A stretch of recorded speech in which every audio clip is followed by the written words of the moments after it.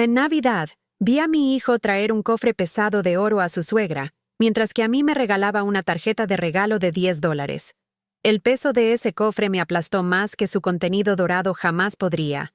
Mi propia sangre había reducido mi valor a menos del precio de un sándwich. Hoy, voy a contarles algo que nunca pensé que compartiría. Y si por un segundo esto les resulta familiar, solo les pido que den me gusta a este video y se suscriban. Me ayudará a seguir abriendo mi corazón. Mi nombre es Eleanor, y tengo 73 años. Cada mañana durante los últimos 15 años, me he despertado antes del amanecer en mi pequeño apartamento estudio en el Upper West Side de Manhattan. El radiador hace ruidos como huesos viejos, y las paredes delgadas dejan entrar cada sonido de la bulliciosa calle de abajo. Las cortinas florales descoloridas que compré en una tienda de segunda mano en la avenida Amsterdam ondean débilmente contra la única ventana que da a un callejón estrecho donde anidan palomas, y los camiones de basura retumban pasando a las 5 de la mañana. Preparo café débil en una cafetera que he tenido desde que nació mi hijo Michael hace 45 años. La misma cafetera que antes llenaba nuestra cocina familiar de calidez, ahora se sienta sola en una encimera apenas lo suficientemente ancha para una tabla de cortar. El apartamento huele a moho y papel viejo, restos de décadas donde junté cada dólar, cada momento de paz, pensando que el sacrificio significaba amor. Aquella mañana de diciembre, la que lo cambiaría todo, estaba de pie junto a mi pequeña ventana, viendo despertar la ciudad. El vapor se elevaba de las alcantarillas como fantasmas, y podía escuchar el distante bocinazo de taxis llevando a personas a familias que realmente las querían. Llevaba el mismo abrigo azul marino gastado que mi difunto esposo Robert me había comprado 20 años atrás. Su lana ahora tan fina como papel de seda. Sus botones colgando de hilos que seguía prometiéndome que reforzaría. Me estaba preparando para la reunión anual de Navidad en la iglesia de San Mateo en West 84th Street. Es un edificio pequeño y desgastado, apretado entre dos complejos de apartamentos, donde la congregación ha disminuido a lo largo de los años, pero el espíritu de comunidad aún parpadea como velas en el viento de diciembre. Pensé, tal vez este año, tal vez Michael finalmente me vería, realmente me vería. La iglesia olía a pino de las modestas coronas que los voluntarios habían colgado, mezclado con el tenue aroma del café que se preparaba en la cocina del sótano. Llegué temprano, como siempre lo hacía, ayudando a la señora Patterson a organizar sillas plegables y alisando manteles sobre las largas mesas donde las familias compartirían platos para el almuerzo comunitario. Mi contribución fue una cazuela de judías verdes, hecha con ingredientes que había estirado para 3 comidas esa semana. Cuando Michael finalmente llegó, mi corazón saltó como lo hacía cuando él tenía 5 años y corría hacia mí después de la escuela. Pero esta vez, ni siquiera miró en mi dirección. En cambio, gruñó bajo el peso de algo extraordinario. Un cofre ornamentado que brillaba como la luz del sol capturada. Era de madera, tallado con diseños intrincados y atado con auténticos accesorios de oro que captaban la modesta iluminación de la iglesia como estrellas. La cosa era tan pesada que la cara de Michael estaba roja por el esfuerzo, y su esposa Jennifer se apresuró a guiarlo hacia su madre, la señora Bradford. La señora Tier. Bradford se sentaba en la primera fila como la realeza, su cabello plateado perfectamente peinado, captando la luz. Su abrigo de diseñador valía más que mi alquiler por 3 meses. Sonrió con satisfacción mientras Michael colocaba el cofre a sus pies con una reverencia que nunca le había visto mostrar a nadie. Ciertamente no a su propia madre. En mi mano temblorosa sostenía mi regalo para él. Una tarjeta de regalo de $10 para Morningside Deli, el único lugar que podía permitirme después de pagar mis cuentas ese mes. El plástico se sentía barato y vergonzoso entre mis dedos, y rápidamente lo guardé en mi gastado bolso.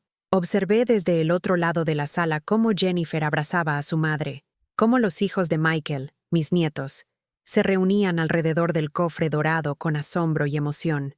Recordé otras Navidades, antes de Jennifer, cuando Michael al menos fingía interesarse por las bufandas que le tejía, o los álbumes de fotos que armaba cuidadosamente con imágenes de su infancia. Recordé el olor de la colonia de Robert en la mañana de Navidad, el sonido de la risa alrededor de nuestra vieja mesa de comedor de madera, la forma en que las cintas se rizaban como capullos de primavera en mis palmas cuando envolvía regalos de los que realmente podía estar orgullosa. Pero parada allí en esa iglesia, viendo a mi hijo prodigar atención a personas que ya lo tenían todo, me sentí invisible, peor que invisible. Me sentí borrada. El pastor llamó a todos al salón comunitario, y las familias se movieron juntas en cálidos grupos de conversación y anticipación compartida. Seguí detrás, siempre detrás, llevando mi humilde cazuela y esperando que alguien me pidiera sentarme con ellos. La familia de Michael reclamó una mesa entera cerca del frente, el cofre dorado prominentemente exhibido como centro de mesa. Me senté a 3 mesas de distancia, lo suficientemente cerca para observar, pero lo suficientemente lejos para evitar la cortesía incómoda que se había convertido en la especialidad de nuestra familia. ¿Alguna vez te has sentido como un extraño en tu propia reunión familiar? ¿Alguna vez has visto a tu hijo elegir a otras personas por encima de ti, repetidamente, sin explicación ni disculpa? Pasé 45 años criando a Michael como madre soltera, después de que Robert muriera de un ataque al corazón cuando nuestro hijo tenía solo 8 años. 45 años trabajando turnos dobles en la cafetería del hospital, mis pies hinchados en zapatos baratos, mi espalda doliendo por inclinarme sobre bandejas de vapor y lavar interminables platos. 45 años diciéndome no a mí misma para poder decirle sí a él. Cuando Michael quiso ir a la universidad, saqué préstamos que todavía estoy pagando. Cuando quiso iniciar su negocio de construcción, vacié mi cuenta de ahorros. $23,000 que había juntado a lo largo de décadas de comidas omitidas y citas médicas pospuestas. Cuando se casó con Jennifer, pagué la mitad de su luna de miel en Italia, usando dinero que había ahorrado para mi propia jubilación. Jennifer venía de dinero antiguo, el tipo de riqueza que construye fondos fiduciarios y casas de verano en los Hamptons. Su padre era dueño de una cadena de hoteles de lujo, y su madre nunca había trabajado un día en su vida. Desde el momento en que entró en la vida de Michael, sentí el cambio. De repente, mis regalos caseros no eran lo suficientemente buenos. Mi modesto apartamento lo avergonzaba cuando los amigos de Jennifer visitaban Nueva York. Mis formas sencillas de celebrar las fiestas parecían pintorescas e insuficientes. Recuerdo la primera vez que Jennifer me corrigió frente a Michael. Era acción de gracias. 3 años después de que se casaran, y yo estaba contando una historia sobre la infancia de Michael, sobre cómo solía coleccionar tapas de botellas y organizarlas por color en nuestra mesa de cocina. Jennifer se rió, pero no con calidez. «Oh, Eleanor», dijo, su voz goteando con descendencia. «Cuentas esa historia todos los años. Tal vez sea hora de algunos recuerdos nuevos». Michael no dijo nada. No me defendió ni redirigió la conversación. Simplemente asintió, como si estuviera de acuerdo en que su infancia, nuestra historia compartida, era algo de lo que avergonzarse.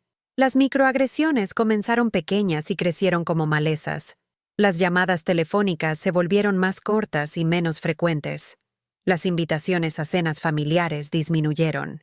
Las fiestas de cumpleaños de mi nieto Timothy pasaron de parques públicos donde podía permitirme asistir a lugares caros donde el precio de la entrada equivalía a mi presupuesto para comestibles de un mes. Cuando no podía permitirme asistir, Jennifer suspiraba dramáticamente y le decía a Michael, «Tu madre está siendo difícil otra vez», pero seguí intentándolo. Seguí sacrificándome.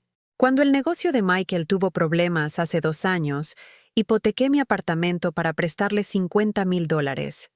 Me prometió devolverme con intereses. Prometió que esta inversión aseguraría ambos futuros. Nunca volví a ver un centavo de ese dinero. Pero vi florecer su negocio. Los vi comprar una casa en Westchester con una entrada circular y un garaje para 3 autos. Mi cumpleaños se convirtió en una idea de último momento, si es que se pensaba en ello. El marzo pasado, horneé mi propio pastel, un simple pastel amarillo con glaseado de vainilla, y lo coloqué en mi pequeña mesa, esperando que Michael pudiera recordar y llamar. Esperé hasta la medianoche. Luego comí una sola rebanada y tiré el resto. A la semana siguiente, vi en las redes sociales de Jennifer que habían organizado una elaborada fiesta para el cumpleaños de su madre, completa con una banda de jazz y champán que costaba más por botella de lo que gasto en comida en un mes. Las llamadas telefónicas olvidadas en el Día de la Madre. Las visitas canceladas cuando me estaba recuperando de neumonía.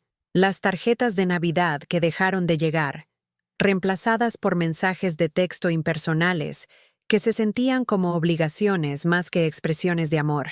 Cada pequeño rechazo tallaba otra pieza de mi corazón, hasta que me pregunté si quedaba algo que valiera la pena amar.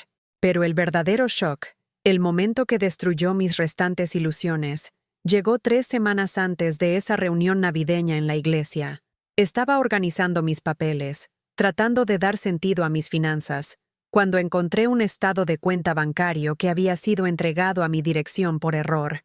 Pertenecía a la cuenta de Michael, y las cifras hicieron temblar mis manos. Un depósito de $75,000, transferido de lo que lentamente me di cuenta que era mi propia cuenta hipotecaria. Pero había más. Transferencias mensuales regulares a las cuentas de la familia de Jennifer. Pagos por artículos de lujo que ni siquiera podía pronunciar. Compras de inversión en acciones y criptomonedas que sumaban más de lo que vería en 5 años de beneficios del Seguro Social. Mi hijo, el niño que crié sola, el hombre por quien lo sacrifiqué todo, tenía una fortuna a su disposición. No solo dinero cómodo, sino riqueza que hablaba de una planificación cuidadosa y recursos abundantes. Dinero que podría haberme ayudado a arreglar mi calefacción, podría haber pagado el trabajo dental que había estado posponiendo durante 2 años, podría haberme permitido vivir con dignidad en mis últimas décadas. A mí, no me dio nada. A ellos, les dio todo. Esa noche, me senté en mi oscuro apartamento, sosteniendo ese estado de cuenta como evidencia de un crimen que no podía nombrar completamente. Las paredes delgadas parecían presionar más cerca, y los sonidos de la ciudad abajo se sentían como el mundo avanzando sin mí. Dejé que mi taza de té se deslizara de mis dedos temblorosos, y se hizo añicos en el suelo como mi corazón se había hecho añicos en mi pecho. Las piezas yacían esparcidas, reflejando la débil luz de mi única lámpara, y comencé a llorar. No las suaves lágrimas de tristeza, sino los duros sollozos silenciosos de alguien que finalmente ha visto la verdad. Lloré por los 45 años de sacrificio que no me habían comprado nada más que un asiento en la parte trasera de la vida de mi propio hijo. Lloré por la mujer que se había trabajado hasta el agotamiento, creyendo que el amor sería correspondido. Lloré por todos los sueños que había aplazado, todas las oportunidades que había perdido, todos los años que había pasado mendigando migajas de afecto de personas que me veían como una carga. Por primera vez en décadas, me permití pensar lo impensable. ¿Y si me detengo? ¿Y si finalmente digo que no? ¿Y si dejo de mendigar amor de personas que ya han decidido que no valgo la pena? Esa noche, guardé nuestras fotografías familiares en una caja que empujé al fondo de mi armario. No podía soportar mirar esas imágenes de tiempos más felices, esas mentiras sobre el amor familiar y los lazos compartidos. Me miré en el espejo agrietado de mi baño, apenas reconociendo a la mujer gastada que me devolvía la mirada. Su cabello se había vuelto completamente gris, su piel llevaba las líneas de preocupación y decepción, y sus ojos sostenían una tristeza tan profunda que parecía permanente. Pero en algún lugar de esos ojos cansados, vi un destello de algo más. Algo que no había visto en años, ira, y con ella, las primeras semillas de autoestima. La confrontación comenzó la semana después de que había visto el estado de cuenta bancaria. Michael llamó, lo cual era lo suficientemente inusual como para hacerme sospechar. «Mamá», dijo, su voz llevando esa paciente tensión que se había convertido en su tono predeterminado conmigo. «Jennifer ha estado pensando, y nos gustaría llevarte a cenar este fin de semana, a algún lugar agradable». Sentí que mi corazón saltaba de esperanza, como siempre lo hacía cuando ofrecía incluso el más pequeño gesto de inclusión. Pero algo nuevo dentro de mí susurró precaución. «¿Por qué?», pregunté. «¿Por qué?», repitió, como si la pregunta misma fuera irrazonable. ¿Por qué eres mi madre? Porque es casi Navidad. ¿Tiene que haber una razón? Pero había una razón. Siempre la había con Michael ahora. ¿Qué necesitas?, pregunté, sorprendiéndome a mí misma con la franqueza. El silencio se extendió lo suficiente como para escuchar su respiración cambiar. En realidad, dijo finalmente, hay algo. Los padres de Jennifer están buscando invertir en alguna propiedad al norte del estado, y podrían usar un nombre en la escritura por razones fiscales. Alguien que califique para ciertos beneficios para personas mayores. Mi nombre. Querían mi nombre en una propiedad que nunca vería, para beneficios que ellos se embolsarían, con riesgos que yo asumiría sola. Miré el teléfono, entendiendo cómo florecía una flor venenosa. Esto no era una invitación a cenar. Era una proposición de negocio disfrazada de afecto familiar. Necesito pensarlo, dije. ¿Pensar sobre qué? Mamá, te están ofreciendo incluirte en una oportunidad de inversión real. Esto podría ser bueno para tu futuro. Mi futuro. El futuro sobre el que nunca me habían preguntado. Nunca habían considerado al hacer sus propios planes. Dije que necesito pensarlo, Michael. Su voz se agudizó. Mamá, estás complicando esto. Es solo papeleo. Están tratando de ayudarte. ¿Ayudarme? Las palabras salieron más duras de lo que había pretendido. ¿Cómo me ayudaste cuando tomaste el dinero de la hipoteca y nunca lo devolviste? Otro silencio. Este más frío. No sé de qué estás hablando. El estado de cuenta bancario, Michael. Vi los depósitos. Vi a dónde fue mi dinero. Ese dinero fue un préstamo, mamá. Discutimos esto. Fue una inversión en el negocio familiar. Una inversión que pagó dividendos a todos excepto a mí. Podía escuchar la voz de Jennifer en segundo plano. Susurros urgentes que no podía distinguir, pero que podía interpretar fácilmente. Ella lo estaba guiando, diciéndole qué decir para manipularme de vuelta a la conformidad. Mira, dijo Michael cuando volvió al teléfono. Obviamente estás molesta por algo, y tal vez deberíamos hablar de esto en persona. Ven a cenar el sábado, y aclararemos el aire. Pero estaba cansada de que mi aire fuera aclarado por personas que lo contaminaban con mentiras. No, Michael. No iré a cenar y no firmaré ningún papeleo. Mamá, no seas... Colgué el teléfono. Por primera vez en mi vida adulta, le colgué a mi hijo. Mis manos temblaban, pero no de miedo, con algo que se sentía peligrosamente como poder. Las llamadas llegaron con frecuencia después de eso. Michael, frustrado y exigiendo explicaciones que no le debía. Jennifer, dulce y preocupada, preguntándose si yo estaba teniendo problemas y si necesitaba hablar con alguien profesional. Incluso los hijos de Michael, mis nietos, fueron reclutados para llamar y decirme cuánto me extrañaban, cuánto querían que estuviera en la cena de Navidad. Qué triste parecía el abuelo Michael, pero lo que querían decir era lo inconveniente que se había vuelto mi desafío. Cómo mi repentina falta de voluntad para ser su fuente confiable tanto de dinero como de trabajo emocional estaba interrumpiendo su cuidadosamente construida narrativa familiar. ¿Reconoces este patrón? ¿Sabes qué se siente cuando las personas que más amas te hacen sentir culpable por finalmente defender lo que te pertenece? Encontré fuerza en lugares inesperados. La señora Rodríguez, mi vecina del pasillo, me notó llorando en el cuarto de lavandería y me invitó a tomar café. Su pequeño apartamento olía a canela y pan fresco, y su calidez se sentía como la luz del sol después de meses de frías sombras. «Mija», dijo, usando el cariño en español que se sentía más amoroso que cualquier cosa que hubiera escuchado de mi propia familia en años. «No puedes servir de una taza vacía. Familia que te drena no es familia. Familia que te ama llena tu taza también». Sus palabras se asentaron en mi corazón como semillas en tierra fértil. Esa tarde, hice algo que no había hecho en décadas. Fui a la biblioteca en la calle 79 y saqué libros sobre independencia financiera para personas mayores. Investigué grupos de apoyo para cuidadores familiares que se sentían explotados. Aprendí que mis experiencias tenían nombres: abuso financiero, manipulación emocional, chivo expiatorio. No estaba perdiendo la cabeza. Finalmente la estaba encontrando. Mi nieto Timothy me sorprendió una fría tarde a principios de diciembre. Llamó a mi puerta Y cuando la abrí, su joven rostro estaba serio de una manera que me recordaba a Michael a su edad. Abuela Eleanor, dijo. Escuché lo que pasó, sobre la cena y las llamadas telefónicas. Lo invité a entrar, le ofrecí chocolate caliente, lo vi mirar alrededor de mi pequeño apartamento con nuevos ojos.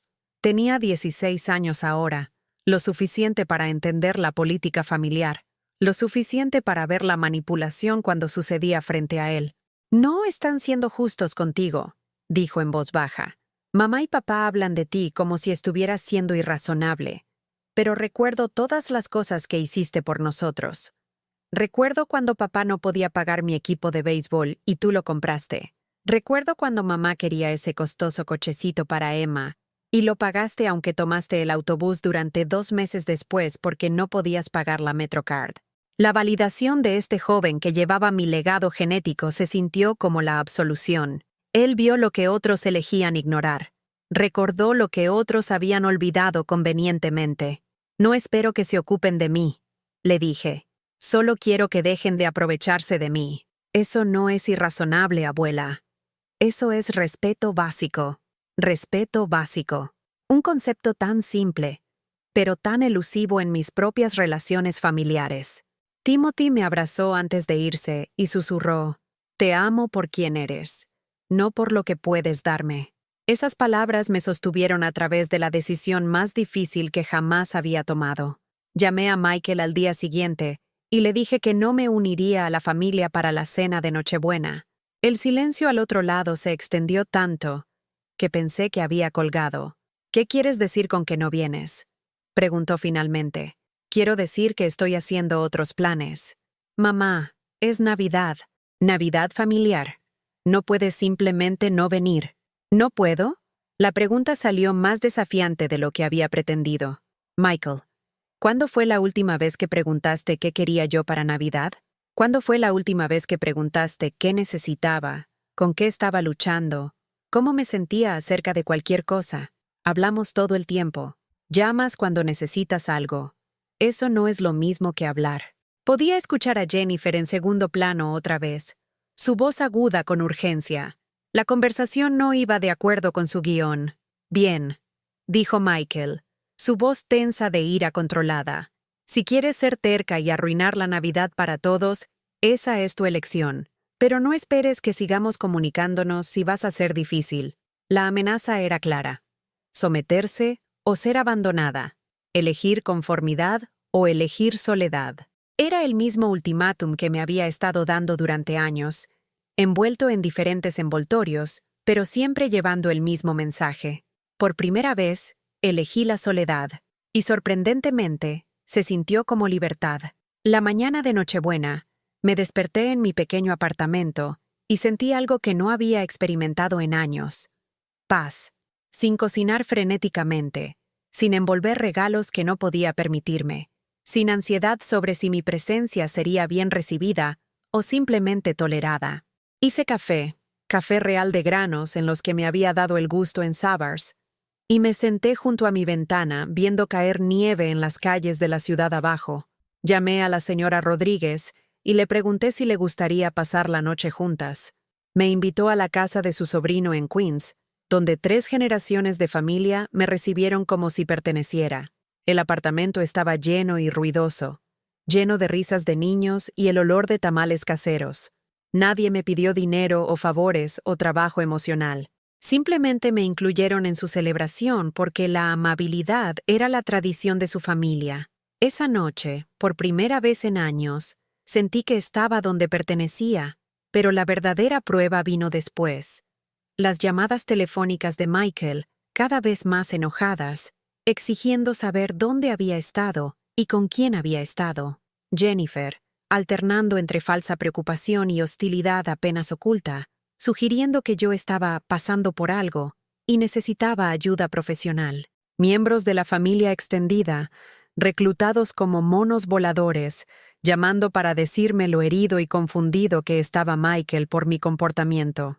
«Él es tu hijo», dijo mi hermana Marta durante una llamada particularmente manipuladora. «Está tratando de construir una buena vida para su familia. ¿Por qué no puedes ser simplemente solidaria?» He sido solidaria durante 45 años, respondí. ¿Cuándo comienza él a apoyarme a mí? No es así como funcionan las familias, Eleanor. Los padres dan a sus hijos. Eso es natural. ¿Y qué dan los hijos a sus padres? El silencio me dijo todo lo que necesitaba saber sobre su respuesta. Las semanas después de Navidad, trajeron una campaña de terrorismo emocional diseñada para romper mi resolución. Michael pasaría en auto por mi edificio, llamando desde su carro para decirme que estaba en el vecindario y quería arreglar las cosas.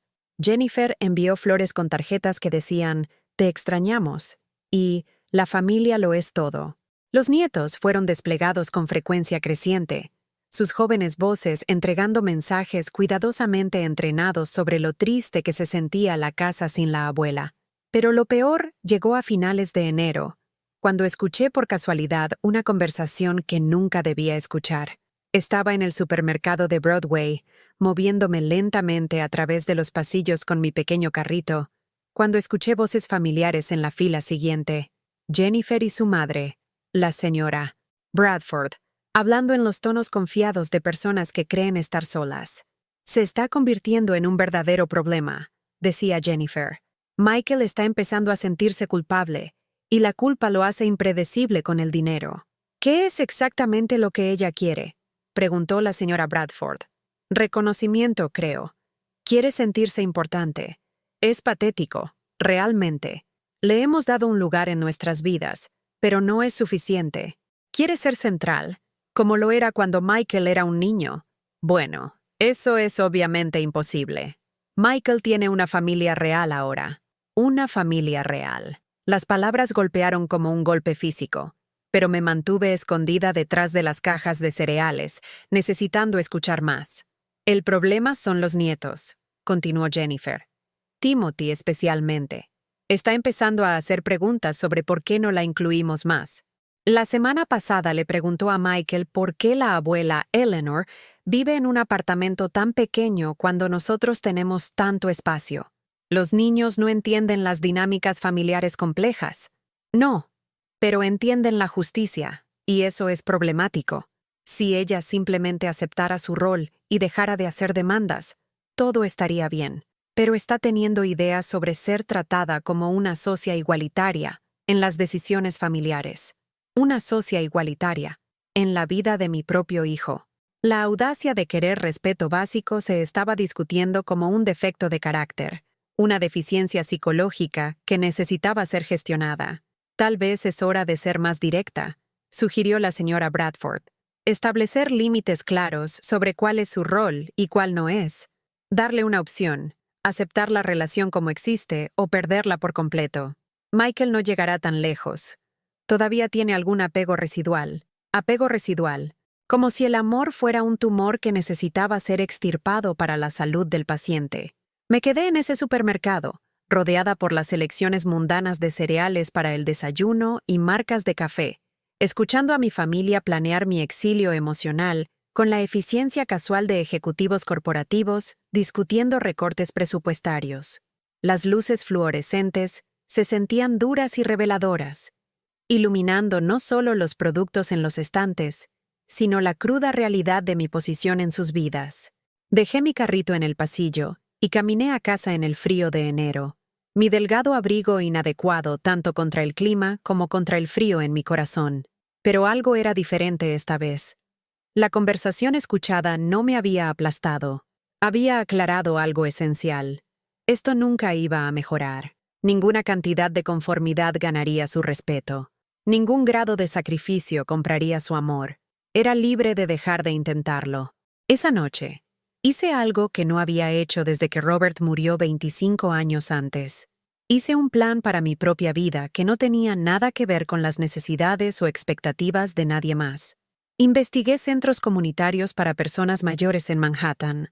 Busqué trabajo a tiempo parcial que pudiera complementar mi seguro social y darme un propósito más allá de ser el recurso emocional y financiero de alguien. Contacté a un asesor financiero para entender qué opciones tenía para mis años restantes. Hice una lista de cosas que siempre había querido hacer, pero había pospuesto durante décadas mientras servía a las prioridades de otras personas. La lista era más larga de lo que esperaba. Clases de pintura, un viaje para ver el Gran Cañón, aprender a tocar el piano, leer todos los libros que había comprado pero nunca había tenido tiempo de disfrutar, ser voluntaria en el refugio de animales, tomar el taller de escritura en el colegio comunitario. Cosas simples, pero se sentían revolucionarias. Eran mías. Me pertenecían, no a alguna dinámica familiar que requería mi disminución para la comodidad de otros. Empecé pequeño. Me inscribí en una clase de acuarela en el YMCA de la calle 92. Entrar en esa aula llena de caballetes y mesas manchadas de pintura se sintió como entrar en un mundo diferente, uno donde existía como yo misma en lugar de como la madre o abuela de alguien o fuente de fondos de emergencia. La instructora, una paciente mujer llamada Carol con cabello plateado y pintura debajo de las uñas, me entregó un pincel y dijo: «No te preocupes por ser buena, solo preocúpate por estar presente». Estar presente. ¿Qué concepto? Había pasado tantos años estando ausente de mi propia vida, enfocada completamente en las necesidades y sueños de otras personas, que había olvidado cómo se sentía la presencia. Mi primera pintura fue terrible. Un paisaje embarrado que no tenía parecido con la fotografía que estaba copiando, pero era mía.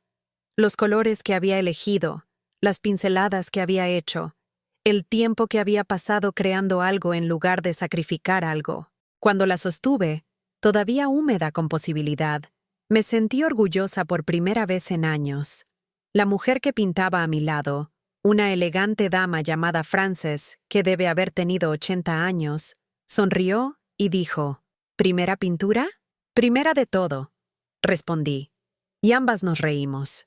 Frances se convirtió en mi primera nueva amiga en décadas. Tomando café después de la clase, me contó sobre su propio viaje de independencia en la vejez. Sus hijos adultos vivían al otro lado del país y visitaban raramente, pero ella había construido una vida tan rica y variada que su ausencia se sentía como su pérdida, no la de ella. «El secreto», dijo, revolviendo miel en su té, «es volver a interesarse en tu propia historia. Pasamos tantos años siendo personajes secundarios en las narrativas de otras personas que olvidamos que somos las protagonistas de nuestras propias vidas». Protagonista. Volteé la palabra en mi mente como un tesoro encontrado. ¿Cuándo fue la última vez que fui la protagonista de algo? Pero el cambio real, no se trata solo de nuevas actividades y perspectivas. Requiere confrontar los sistemas que te han mantenido abajo, y eso significaba lidiar con la respuesta de mi familia a mi creciente independencia. Las llamadas telefónicas se volvieron más agresivas. Michael, frustrado por mi negativa a volver a nuestra antigua dinámica, comenzó a hacer exigencias en lugar de solicitudes. Necesitaba que yo cofirmara un préstamo para la expansión de un negocio. Necesitaba que cuidara a los niños durante una semana mientras él y Jennifer tomaban unas vacaciones en Europa. Trabajo no remunerado presentado como un privilegio. Cuando dije que no a la cofirma, me acusó de sabotear su éxito por celos. Cuando dije que no al cuidado de niños gratuito, Jennifer llamó para preguntar si me estaba convirtiendo en una de esas mujeres mayores amargas que se vuelven contra sus familias.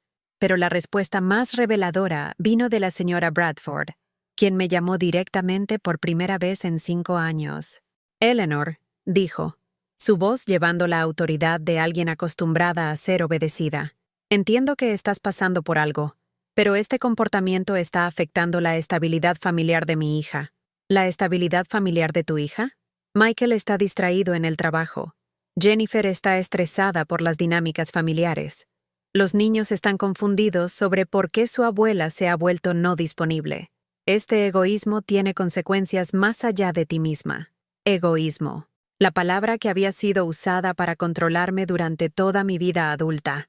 Cualquier afirmación de mis propias necesidades, cualquier límite que intentara establecer, cualquier solicitud de consideración recíproca.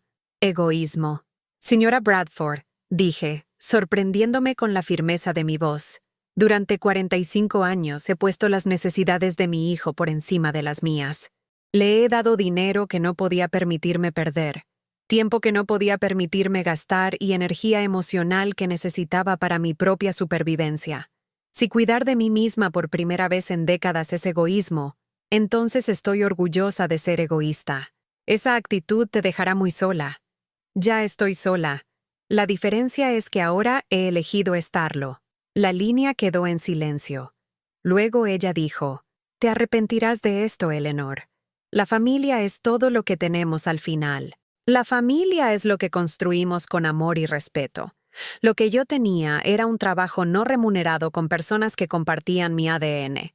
Colgué el teléfono y sentí que algo cambiaba dentro de mi pecho, como una puerta que había estado atascada por años finalmente abriéndose.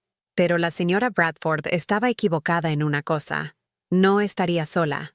Estaba construyendo algo nuevo, algo que nunca había tenido antes.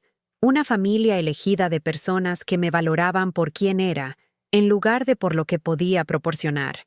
Timothy comenzó a visitarme regularmente, atraído por los cambios que veía en mí.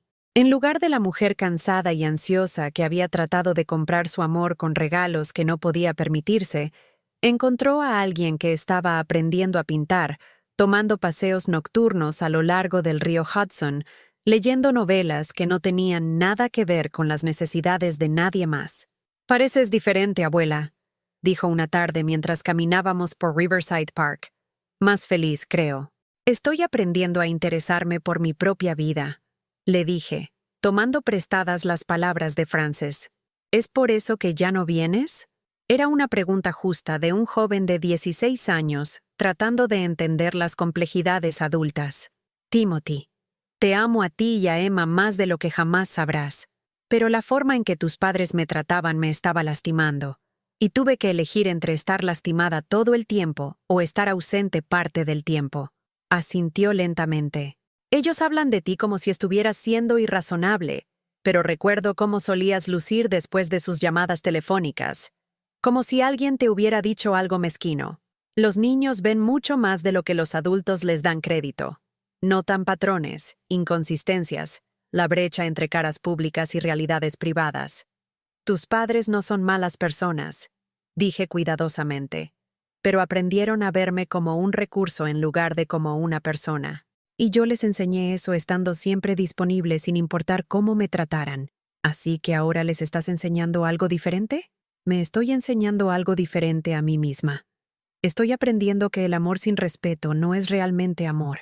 La primavera llegó temprano ese año, y con ella, una prueba que no había anticipado. Frances, mi querida amiga y mentora en independencia de la vejez, fue diagnosticada con cáncer de mama en etapa temprana. Su tratamiento requeriría cirugía y quimioterapia, y me preguntó si estaría dispuesta a ayudar durante su recuperación. La solicitud se sentía familiar, alguien necesitando mi tiempo y energía para navegar una crisis de salud. Pero esta vez, la dinámica era diferente. Frances ofreció pagarme por cualquier ayuda que proporcionara. Me dio información completa sobre lo que necesitaba y por cuánto tiempo. Presentó su solicitud como una amiga pidiendo a otra asistencia que sería genuinamente apreciada en lugar de dada por sentado. «Sé que has tenido experiencias con personas esperando demasiado de ti», dijo mientras nos sentábamos en su apartamento planeando para su cirugía. «Quiero ser clara en que esto soy yo pidiendo ayuda, no asumiendo que tengo derecho a ella». La distinción importaba enormemente. Acepté ayudar a Frances no porque me sintiera obligada o culpable, sino porque me preocupaba por ella y quería apoyar su recuperación. La ayuda que proporcioné vino de la elección más que de la compulsión, y se sintió completamente diferente como resultado. Cuidar de Frances durante sus tratamientos de quimioterapia me recordó que el servicio podía ser una expresión de amor en lugar de una demostración de falta de valor. Cuando la llevaba a citas médicas o preparaba comidas para su apetito debilitado, estaba dando desde la abundancia en lugar de desde el vacío.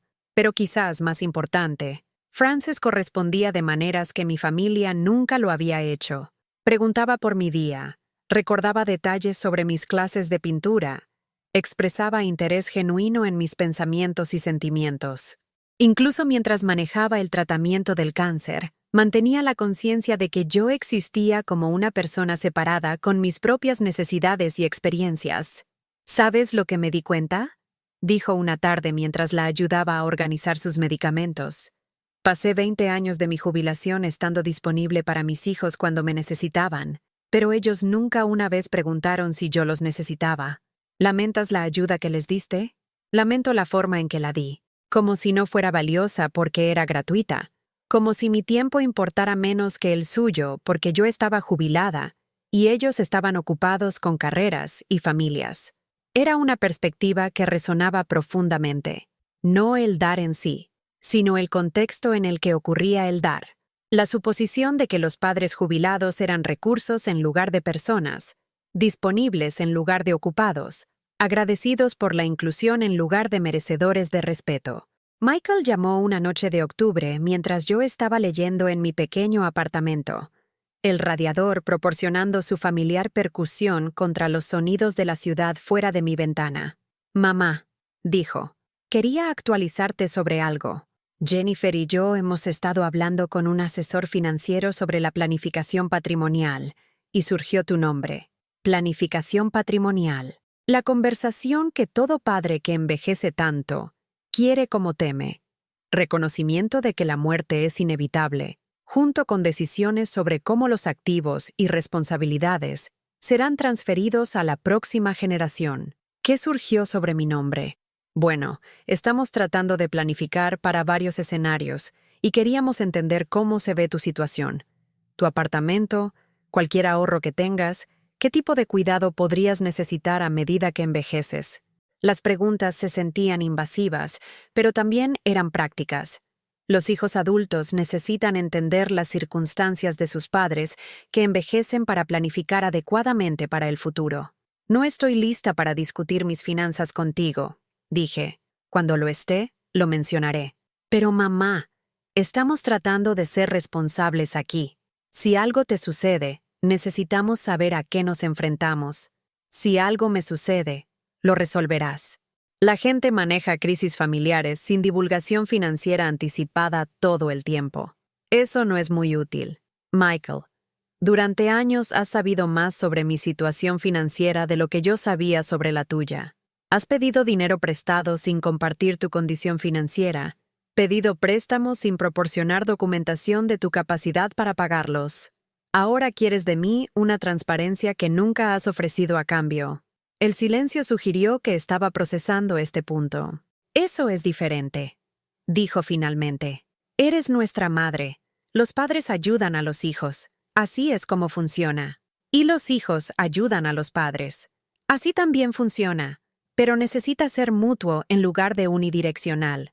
Entonces, ¿qué estás diciendo? ¿Que no nos dirás nada sobre tu situación? Estoy diciendo que cuando esté lista para discutir la planificación del final de la vida, iniciaré esa conversación. Y cuando lo haga, será en el contexto de una relación donde mis necesidades y tus necesidades reciben igual consideración. No entiendo qué significa eso. Significa que si quieren saber sobre mis activos, necesitan estar preparados para compartir información sobre los suyos. Si quieren opinar sobre mis decisiones de cuidado, necesitan demostrar que valoran mi opinión en las decisiones familiares. Si quieren que planifique mi futuro alrededor de su conveniencia, necesitan mostrar que consideran mi conveniencia al planificar su propio futuro. Era una declaración más directa de mis nuevos límites de lo que jamás había articulado, y podía decir por la respuesta de Michael que desafiaba sus suposiciones fundamentales sobre nuestra relación. ¿Estás diciendo que nuestra relación necesita ser transaccional? Estoy diciendo que necesita ser recíproca. Hay una diferencia. Terminamos la conversación sin resolución, pero algo se había establecido. No volvería a dar unilateralmente, sin importar cuán razonables parecieran las solicitudes o cuán culpable me hiciera negarme. Pero el universo tiene un sentido del tiempo que a veces se siente como humor cósmico. 2 semanas después de esa conversación, recibí noticias que pusieron a prueba cada límite que había trabajado tan duro para establecer. Michael llamó un martes por la noche, su voz tensa por el estrés y el pánico apenas controlado. «Mamá, necesito decirte algo, y necesito que no reacciones hasta que termine de explicar». Solo el prefacio envió mi corazón acelerándose. «El negocio está en problemas. Problemas serios. Hubo un problema con un contrato, y estamos enfrentando una demanda que podría costarnos todo. La casa, los autos, los fondos educativos de los niños. Todo.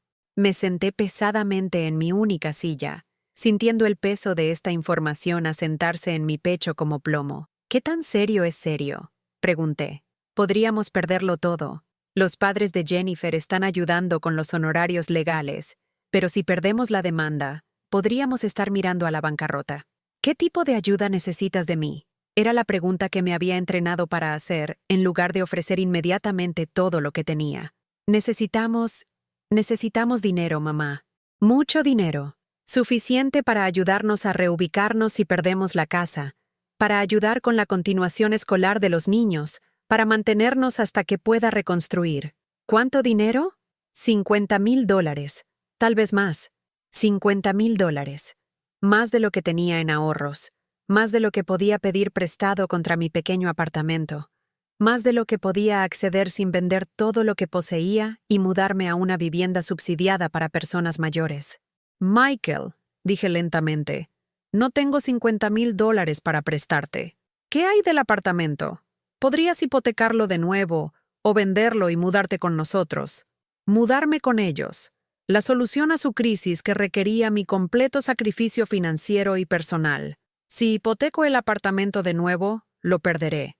Si lo vendo, no tendré ningún lugar donde vivir excepto tu sótano. Eso no es lo peor del mundo, mamá. Las familias se unen durante emergencias. Las familias se unen. Pero, ¿qué significaba eso exactamente? ¿Significaba que debería sacrificar mi seguridad de vivienda por su crisis financiera? ¿Significaba que mi estabilidad importaba menos que la suya porque yo era mayor? ¿Porque tenía menos que perder? Déjame pensar en esto, dije. No hay mucho tiempo para pensar. Necesitamos tomar decisiones rápidamente. Entonces necesitas tomar decisiones que no requieran que renuncie a todo lo que tengo. Después de colgar, me senté en mi pequeño apartamento sintiendo todo el peso de esta prueba, todo lo que había aprendido sobre límites, sobre relaciones recíprocas, sobre valorar mis propias necesidades. Todo estaba siendo desafiado por esta crisis que amenazaba la estabilidad de mis nietos y el futuro de mi hijo. Llamé a Frances, que se sentía más fuerte después de su tratamiento de quimioterapia más reciente. ¿Qué harías tú?, pregunté después de explicar la situación. Me haría algunas preguntas difíciles, dijo. ¿Es esta una crisis donde el apoyo familiar podría marcar una diferencia decisiva? ¿O es una crisis donde mi sacrificio solo retrasaría lo inevitable? ¿Michael está pidiendo ayuda para resolver un problema? ¿O pidiendo ayuda para evitar enfrentar las consecuencias de sus elecciones? No sé cómo distinguir la diferencia. Comienza con información. ¿Qué sucedió exactamente? ¿Cuáles son los hechos legales? ¿Cuáles son sus otras opciones? No puedes tomar buenas decisiones sin entender la situación real. Tenía razón. Había sido entrenada para responder a las crisis familiares con capitulación inmediata en lugar de análisis cuidadoso. Pero esta crisis era demasiado grande para el sacrificio automático. Llamé a Michael al día siguiente y pedí detalles que nunca se le había requerido proporcionar antes. Necesito entender exactamente qué sucedió, dije. No la versión emocional, sino los hechos. Estaba reacio a proporcionar detalles específicos, lo que en sí mismo era informativo. Pero gradualmente, aprendí que la crisis no era completamente imprevisible. Se habían tomado atajos, se habían firmado contratos sin revisión legal adecuada.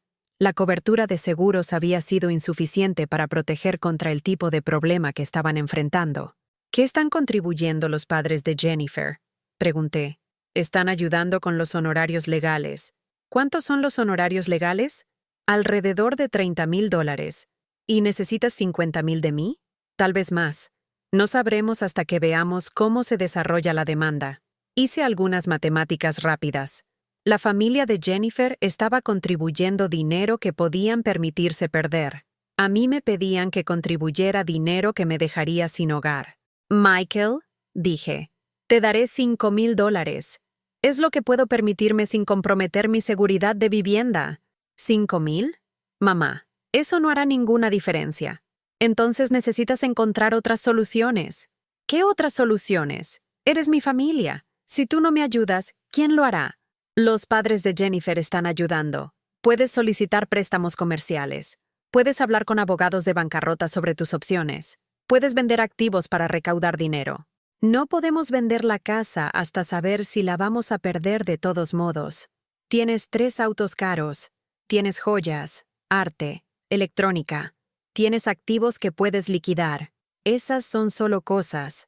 Mi apartamento también es solo una cosa, pero es la cosa que me impide quedar sin hogar. La conversación terminó con Michael enojado y yo agotada, pero había mantenido mi límite. Había ofrecido ayuda que podía permitirme en lugar de sacrificio que no podía sobrevivir. Durante las siguientes semanas, la crisis familiar se desarrolló de maneras que revelaron las diferencias sistemáticas en cómo se esperaba que varios miembros de la familia contribuyeran. Los padres de Jennifer contrataron al equipo legal y cubrieron todos los honorarios de abogados. Una contribución de más de $40,000 que se presentó como generosa pero manejable. A los hermanos de Michael se les pidió apoyo emocional y ofertas temporales de vivienda, no contribuciones financieras que amenazarían su propia seguridad. Yo era el único miembro de la familia que se esperaba que arriesgara mi estabilidad de vivienda por su crisis. Los $5,000 que contribuí fueron recibidos con decepción en lugar de gratitud, como si mi negativa a dar más probara mi falta de amor en lugar de mi compromiso con la supervivencia. Pero algo interesante sucedió a medida que se desarrollaba la situación legal. Enfrentados a la necesidad de encontrar soluciones que no dependieran de mi sacrificio financiero, Michael y Jennifer comenzaron a explorar opciones que habían descartado cuando asumieron que yo cubriría su déficit.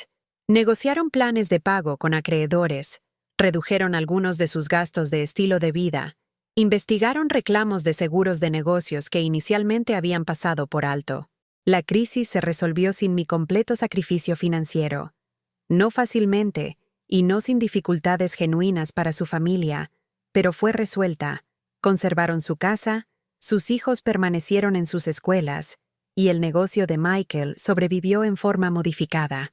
Lo que no sobrevivió fue su suposición de que mis recursos les pertenecían en emergencias. El invierno llegó temprano ese año, y con él una especie de paz que no había experimentado desde que Robert murió 25 años antes. Mi pequeño apartamento se sentía acogedor en lugar de estrecho cuando la nieve cubría la ciudad, y podía mirar desde mi ventana mientras la gente se apresuraba por las calles envuelta contra el frío. Frances terminó sus tratamientos de quimioterapia y recibió autorización de sus médicos de que su cáncer estaba en remisión. Celebramos con una cena en un pequeño restaurante italiano en su vecindario, brindando por la supervivencia y la amistad y los regalos inesperados que vienen de aprender a valorarte a ti misma a los 70 años. Sigo pensando en lo que habría sucedido si me hubiera enfermado antes de aprender a establecer límites.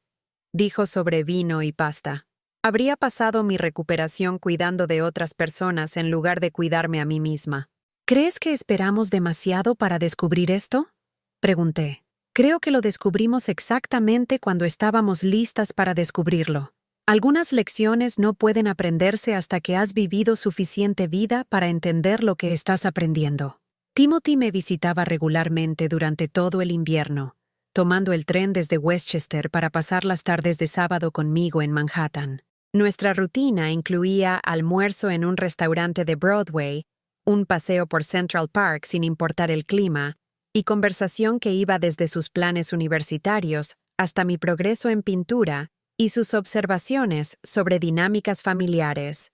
Papá ha estado diferente desde la crisis del negocio, me dijo durante una visita. Menos automático sobre las cosas, supongo. ¿Qué quieres decir? Como solía asumir que los problemas serían resueltos por otras personas. Ahora parece entender que tiene que resolverlos él mismo. ¿Cómo te sientes sobre ese cambio? Es mejor, creo. Más honesto. Como la familia siempre fingía que papá era este hombre de negocios exitoso, que tenía todo resuelto, pero realmente dependía de otras personas para arreglar sus problemas. Tanta sabiduría de alguien todavía en la escuela secundaria. Timothy había visto la crisis de su familia con los ojos claros de alguien que aún no había sido entrenado para aceptar la disfunción como normal. ¿Estás preocupado por el dinero?, pregunté. No realmente. Quiero decir, las cosas son diferentes ahora. No comemos fuera tanto, y mamá no compra ropa tan a menudo. Pero no es diferente de manera aterradora. Es solo diferente de manera más realista. Más realista. ¿Qué concepto para una familia que había vivido por encima de sus posibilidades mientras esperaba que otros subsidiaran su estilo de vida? Michael y yo nos acomodamos en un nuevo equilibrio cauteloso durante los meses de invierno. Las llamadas telefónicas eran más cortas pero más sustanciales. Comenzó a preguntar sobre mi vida, mis clases de arte, mis amistades, mis actividades, en lugar de simplemente actualizarme sobre las necesidades de su familia. Cuando necesitaba algo, preguntaba en lugar de asumir, y aceptaba un no, sin argumento extendido. No era la relación cálida y cercana que una vez había soñado, pero era honesta de maneras que nuestra dinámica anterior nunca había sido. La verdadera prueba llegó en marzo, cuando Michael llamó con noticias que deberían haber sido buenas noticias sin reservas. «Mamá», dijo, «la situación legal finalmente está completamente resuelta. Terminamos ganando más de lo que esperábamos, y estamos en posición de devolver algo del dinero que hemos pedido prestado a lo largo de los años». Mi corazón saltó con esperanza y temor en igual medida. El dinero que me había pedido prestado, los 50,000 del préstamo hipotecario del apartamento, los diversos préstamos más pequeños que nunca se habían mencionado de nuevo. ¿Estaba finalmente preparado para reconocer esas deudas? Esas son noticias maravillosas, dije cuidadosamente. Sí, se siente increíble tener ese peso fuera de nuestros hombros. Y queríamos hacer algo especial para agradecer a los padres de Jennifer por toda su ayuda con los honorarios legales. Los padres de Jennifer. Las personas que habían contribuido con dinero que podían permitirse perder, iban a ser agradecidas por su ayuda. Contuve la respiración, esperando escuchar qué reconocimiento se haría de mi contribución. Estamos planeando llevarlos en un crucero a Alaska. Siempre han querido hacer eso. Y parece la forma correcta de mostrar nuestro agradecimiento. Un crucero a Alaska. Estimé el costo en alrededor de $8,000, más de lo que había contribuido a su crisis, pero menos de lo que había perdido en préstamos que nunca se devolvieron. Eso suena encantador, dije. Estoy segura de que lo disfrutarán. Y mamá, queríamos darte algo también, como agradecimiento por tu ayuda. Aquí estaba. El momento que revelaría si Michael realmente había aprendido a verme como una contribuyente igual, digna de igual reconocimiento. Te conseguimos un certificado de regalo para materiales de arte, dijo. $200 para gastar en esa tienda de arte que te gusta en el Upper West Side. $200. Comparado con un crucero de $8,000 para los padres de Jennifer. La proporción matemática me dijo exactamente cómo se valoraba mi contribución en relación con la de ellos. Pero algo había cambiado en mí durante el último año. En lugar de sentirme herida o enojada, me sentí divertida. La disparidad era tan marcada, el mensaje tan claro, que se había movido más allá de lo doloroso hacia el ámbito de la obvia comicidad. Eso es muy atento, dije. Disfrutaré eligiendo algunas pinturas y pinceles nuevos. Genial. Me alegro de que estés complacida. Michael, dije, tengo curiosidad por algo. ¿Estás planeando abordar los préstamos que has recibido de mí a lo largo de los años? El silencio se extendió lo suficiente como para escuchar sonidos de tráfico a través de su teléfono, sugiriendo que estaba conduciendo mientras hablábamos. ¿Qué préstamos?, preguntó finalmente. Los 50,000 de la hipoteca de mi apartamento hace 2 años. Las cantidades más pequeñas antes de eso. ¿Consideras que son regalos o préstamos? Bueno, quiero decir, eso fue familia ayudando a familia. No pensé que esperabas que te lo devolviera. ¿Dije que eran regalos? No exactamente, pero... Mamá, sabes que he estado pasando por un momento difícil. Y ahora no estás pasando por un momento difícil. Acabas de decir que ganaste la demanda y recuperaste más de lo esperado. Pero tenemos muchos gastos poniéndonos al día. Entiendo. También entiendo que estás gastando $8,000 para agradecer a los padres de Jennifer, y $200 para agradecerme a mí. Esa no es una comparación justa. Tienes razón. No es justa. Dejé que el silencio se extendiera hasta que él lo llenó.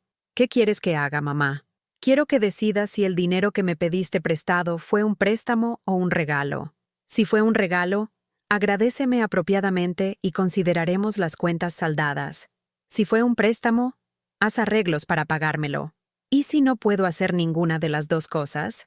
Entonces ambos entenderemos exactamente en qué se basa nuestra relación. Era el ultimátum más claro que jamás le había dado a mi hijo. No sobre dinero, en última instancia, sino sobre reconocimiento, sobre si mis contribuciones a su éxito serían reconocidas o dadas por sentado. Michael me volvió a llamar 3 días después. He estado pensando en nuestra conversación, dijo. Y tienes razón. Te pedí dinero prestado y debería pagártelo.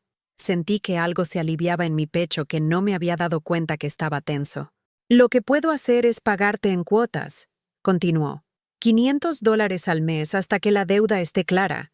Tomará alrededor de 8 años, pero al menos es movimiento en la dirección correcta. $500 al mes. Me ayudaría con mis gastos mensuales, me permitiría cuidar mejor mi salud, tal vez incluso ahorrar un poco para necesidades futuras. Pero más que el dinero, representaba algo que nunca había recibido de Michael antes. Reconocimiento de que lo que le había dado tenía valor real, que merecía consideración recíproca, que nuestra relación podría construirse sobre respeto mutuo en lugar de sacrificio unidireccional. Eso suena justo, dije. Gracias. Mamá, dijo, su voz llevando algo que raramente había escuchado de él. Lamento que me haya tomado tanto tiempo ver esto claramente. Una disculpa. No una explicación defensiva o una justificación, sino un reconocimiento de que su comportamiento había sido problemático y hiriente. Aprecio eso, dije, y aprecio el plan de pago. ¿Crees que podemos construir algo mejor entre nosotros? La pregunta que había estado esperando escuchar durante años, pero que ahora llevaba peso porque venía de alguien que había aprendido a verme como una persona separada digna de consideración. Me gustaría mucho eso, dije. La primavera llegó con flores de cerezo en Central Park y una sensación de renovación que se sentía tanto estacional como personal. El primer pago de Michael llegó según lo programado, acompañado de una nota que simplemente decía: «Gracias por todo, mamá. Estoy aprendiendo». Deposité el cheque y usé parte de él para regalarme algo que había estado queriendo durante meses. Un pequeño caballete que podía colocar junto a mi ventana para capturar la mejor luz natural para pintar. El resto fue a una cuenta de ahorros que había abierto específicamente para mí misma. Dinero que me pertenecía en lugar de estar destinado a las necesidades de otra persona.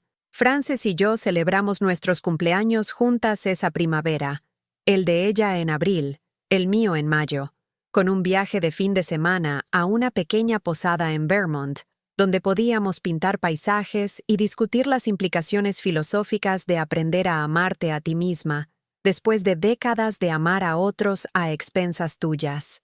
¿Alguna vez lamentas las relaciones que perdimos al defender lo que somos?, preguntó Frances mientras pintábamos flores silvestres cerca de un arroyo detrás de la posada. A veces, dije, pero creo que lamento más las relaciones que pensaba que teníamos que las relaciones que realmente teníamos. ¿Qué quieres decir? Pensé que Michael y yo teníamos una relación basada en amor mutuo y respeto, pero cuando dejé de sacrificarme por él, descubrí que realmente teníamos una relación basada en mi utilidad y su derecho. Así que lo que perdí no fue amor, fue una fantasía que había estado manteniendo sobre el amor. ¿Y qué estás construyendo en su lugar? Apliqué pintura azul en mi lienzo, intentando capturar el color exacto del cielo de la mañana reflejado en el arroyo. Algo real, algo que podría ser más pequeño, pero es honesto.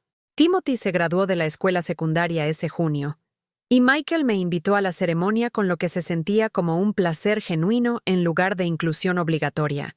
Me senté con la familia en sillas plegables en el campo de fútbol, vistiendo un vestido nuevo que había comprado con dinero de la devolución del préstamo de Michael, viendo a mi nieto menor recibir su diploma.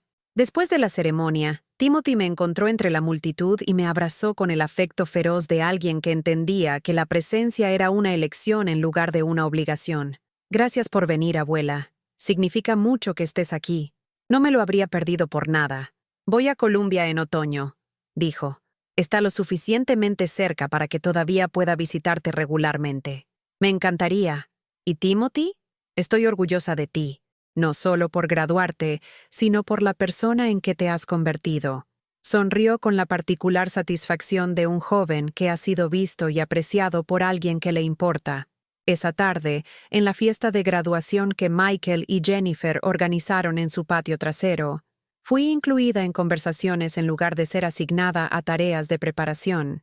Fui presentada a otros padres como la abuela de Timothy, en lugar de como alguien disponible para ayudar con la limpieza. Me ofrecieron una silla en la sombra y me preguntaron sobre mis preferencias para comida y bebidas. Cosas pequeñas, pero representaban un cambio sísmico en cómo era percibida y tratada dentro de la dinámica familiar. Jennifer se me acercó cerca del final de la fiesta, sosteniendo a Sophie en su cadera mientras la bebé examinaba todo con la curiosidad de ojos abiertos de alguien descubriendo el mundo. Eleanor, dijo. Quería disculparme por algunas cosas. Creo que hice nuestra relación más difícil de lo que necesitaba ser. Era el primer reconocimiento directo que jamás había recibido de ella de que nuestra relación tenía problemas. Y mucho menos que ella había sido una contribuyente significativa a esos problemas. Aprecio eso, dije. Estaba protectora, supongo, de la atención y recursos de Michael. No quería compartirlo con nadie, incluida tú. Eso no fue justo. No fue justo. Pero también te enseñé que aceptaría un trato injusto al no defenderme antes. ¿Tal vez podríamos empezar de nuevo? ¿Construir algo mejor? Me gustaría eso. Sophie se estiró hacia mí con manos regordetas, y Jennifer la transfirió a mis brazos sin vacilación. La bebé se acomodó contra mí con la confianza que los niños pequeños muestran antes de aprender a ser cautelosos. Y sentí la alegría particular que viene de ser bienvenida por alguien que aún no calcula el valor de las relaciones. Esa noche, mientras conducía de regreso a Manhattan a través del crepúsculo de verano, reflexioné sobre los cambios en mi vida durante los últimos 18 meses. No solo los cambios externos, los límites que había establecido, el respeto que había exigido, el reconocimiento financiero que había recibido, sino la transformación interna que había hecho posibles esos cambios. Había aprendido a verme como digna de consideración en lugar de agradecida por la inclusión. Había descubierto que el amor sin respeto no era realmente amor, y que las relaciones construidas sobre el sacrificio en lugar de la reciprocidad eran en última instancia insostenibles. Había encontrado que defender lo que soy no destruía mis relaciones familiares. Revelaba qué relaciones eran lo suficientemente fuertes para sobrevivir a la honestidad. Lo más importante, había aprendido que nunca es demasiado tarde para convertirte en la protagonista de tu propia historia. Mi pequeño apartamento me dio la bienvenida con sus sonidos y olores familiares. La percusión del radiador, el tenue aroma de pintura al óleo de mis últimos lienzos, la calidad particular de luz que entraba por mi única ventana cuando el sol se ponía sobre Manhattan. Todo estaba exactamente como lo había dejado, pero se sentía diferente porque yo era diferente. Hice té en mi vieja tetera y me senté junto a la ventana viendo la ciudad asentarse en la noche. Las luces se encendieron en apartamentos al otro lado del patio, cada una representando vidas que se vivían con cualquier combinación de alegría y lucha, conexión y soledad, esperanza y decepción que componen la existencia humana. Mi vida era más pequeña de lo que una vez había imaginado que sería, pero era completamente mía.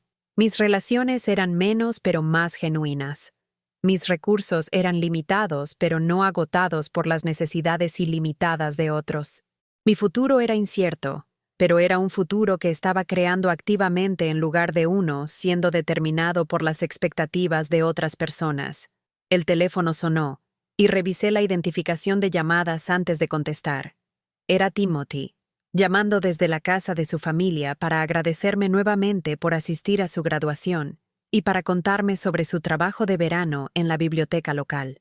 Le conté a la bibliotecaria sobre tu arte, dijo. Preguntó si estarías interesada en exhibir algunas pinturas en la sala comunitaria. Les gusta presentar a artistas locales. Una pequeña oportunidad, pero me llenó de orgullo y posibilidad. Alguien que no me conocía como la madre o abuela de nadie, veía valor en algo que había creado para mi propia satisfacción y crecimiento. Me encantaría eso, dije. Dile que llamaré mañana. Después de que colgamos, miré las pinturas que había completado durante el último año. Paisajes y naturalezas muertas, experimentos con color y luz, registros visuales de mi viaje hacia el autodescubrimiento y la independencia. No eran obras maestras, pero eran expresiones honestas de mi propia visión y experiencia. Mañana, llamaría a la bibliotecaria y arreglaría para exhibir mi trabajo. Continuaría tomando clases, construyendo amistades, tomando decisiones basadas en mis propios intereses en lugar de en las necesidades de otras personas. Aceptaría los pagos mensuales de Michael como reconocimiento de mi valor, mientras construía una relación con él basada en el respeto mutuo en lugar de la obligación histórica. Pero esta noche, simplemente estaba presente conmigo misma en mi pequeño apartamento, rodeada de evidencia de la vida que estaba creando a los 73 años. La vida que me había ganado a través de décadas de sacrificio y servicio, pero que finalmente estaba reclamando como mía. ¿Alguna vez te has sentido invisible en tu propia familia? ¿Has dado tanto de ti misma que olvidaste quién eras debajo de todo ese dar? ¿Has amado a personas que daban tu amor por sentado? ¿Servido a personas que veían tu servicio como su derecho? Si esta historia te resulta familiar, quiero que sepas que nunca es demasiado tarde para recordar tu propio valor. Nunca es demasiado tarde para pedir el respeto que has ganado, para establecer los límites que necesitas, para elegirte a ti misma sin disculpas. Tu valor no está determinado por lo que puedes dar a otros. Tu valía no se prueba por tu voluntad de sacrificio. Mereces amor que no requiera que desaparezcas, relaciones que no requieran que seas menos de quien eres. Comparte tu historia en los comentarios a continuación. Cuéntame sobre el momento en que decidiste dejar de mendigar amor y comenzar a exigir respeto. Y si este mensaje tocó algo en ti, por favor dale me gusta a este video y suscríbete. Juntos, podemos recordarnos mutuamente que importamos, que somos dignos de amor y respeto, y que nunca es demasiado tarde para convertirse en la protagonista de nuestra propia historia.